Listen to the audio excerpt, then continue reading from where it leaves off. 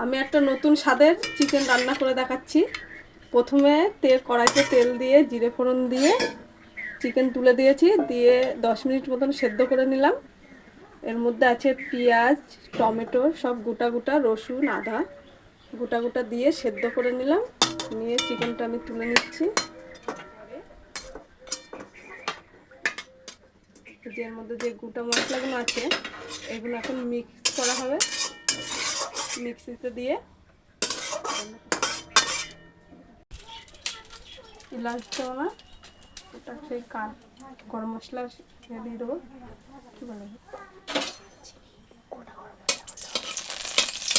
গোটা গরম মশলা দিয়ে দিলাম। আমি পেস্টটা দিয়ে দেবো।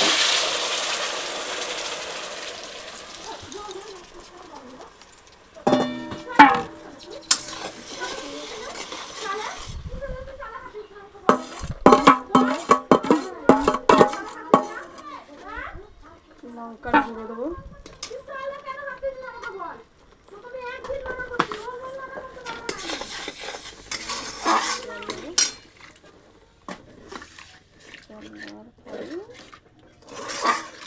দেখেন চিকেনটা কত সুন্দর লাগছে দেখতে। মশলা কষানো কমপ্লিট। দেখুন বন্ধুরা, হালকা হালকা তেল ছেড়ে দিয়েছে। এবার আমি চিকেনগুলোর মধ্যে তুলে নেবো, দিয়ে চিকেন দিয়ে মশলাটা দিয়ে কষাবো। তারপরে আস্তে আস্তে মিট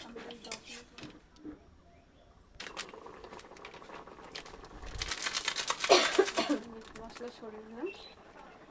মিট মশলা ছড়ানোর পরে একটু নেড়ে চড়ে তরকারিটা হয়ে গেছে, নামিয়ে